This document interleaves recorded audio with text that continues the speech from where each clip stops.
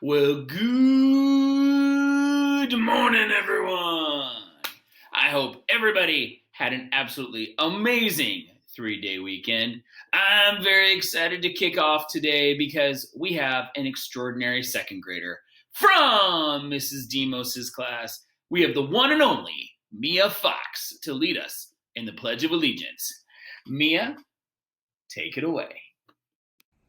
Good morning, Weaver Whales. My name is Mia Fox, and I'm in second grade this year. My teacher is Miss Demos this year. Please remove all hats and hoods and place your right hand over your heart. Ready, begin.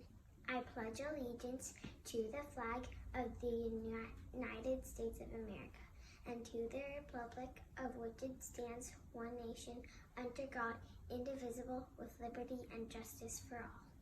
Please be seated, and thank you very much. Okay, so as we know, for the month of March, we are focusing on two things. First, we got this, determination, and as it is Women's History Month, I thought it would be great to share the story of a very strong and determined young woman by the name of Savitri. Now, Savitri fell in love with a young man by the name of Satyavan, and through a series of events is going to figure out a way to cheat even death. Her determination shows, one, the power of true love, and two, how if we stick with what we have, no matter what the obstacles may be in front of us, we can achieve those goals. So I hope you enjoy this story of Savitri and Satyavan. Have a great day, everybody.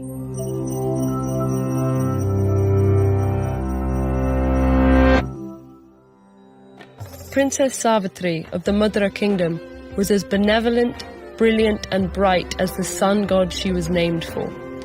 Her grace was known throughout the land, and many powerful princes and wealthy merchants flocked to her family's palace to seek her hand in marriage. But upon witnessing her blinding splendor in person, the men lost their nerve. Unimpressed with these suitors, the princess determined to find a husband herself. Mounting her golden chariot, she traveled through rolling deserts, glittering cities, and snow-capped mountains, rejecting many men along the way. Eventually, Savitri ventured deep into the jungle, where she met a young man chopping wood. His name was Satyavan, and like her, he loved the tranquil forest. But the princess saw he was not at peace. After talking for hours, Satyavan told her of his plight. His parents had once been wealthy rulers, until his father was blinded and overthrown in a violent coup. Now, Satyavan worked tirelessly to support their meager new life. His determination and devotion moved the princess. As they gazed into each other's eyes, she knew she'd finally found an equal. Savitri rushed home to tell her father the good news, only to find him conversing with Narad, the traveling sage and wisest messenger of the gods. At first, her father was thrilled to learn of Satyavan, but Narad revealed a tragic prophecy. Her betrothed had only a year to live. Savitri's blood ran cold. She'd waited so long to find her partner. Was she already doomed to lose him? The princess would not accept these terms. She swore before Narad, her family, and Savitri himself that she would never marry another. Satyavan was her one true love, and their fates were entwined forever. Moved by her powerful words, the sage told the princess to follow an ancient spiritual regimen. With regular prayer, periods of fasting, and preparation of special herbs and plants, she might be able to prolong Satyavan's life. After a simple wedding, the couple returned to the jungle to live in keeping with the sage's instructions. This modest existence was a far cry from her lavish upbringing, but they were happy in each other's company.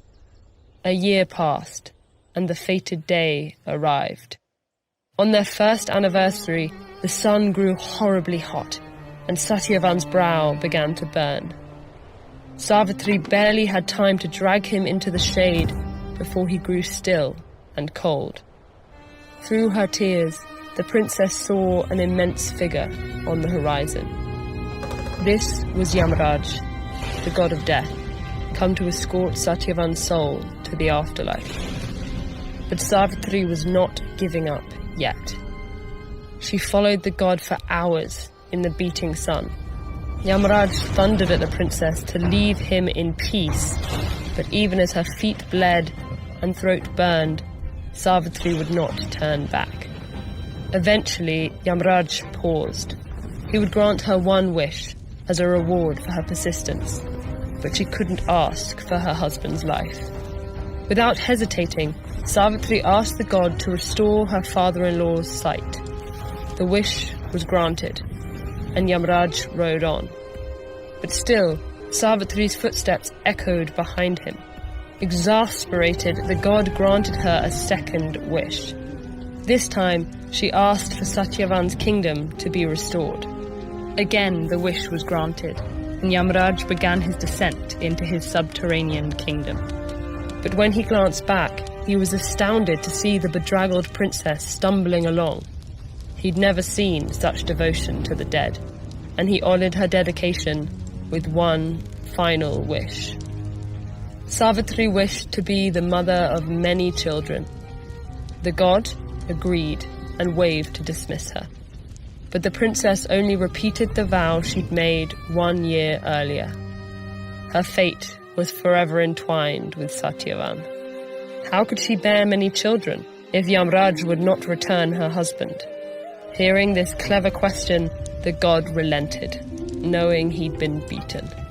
With Yamraj's blessing and respect, Satyavan was returned to Savitri, and the two walked back to the land of the living, united in a love that not even death could destroy.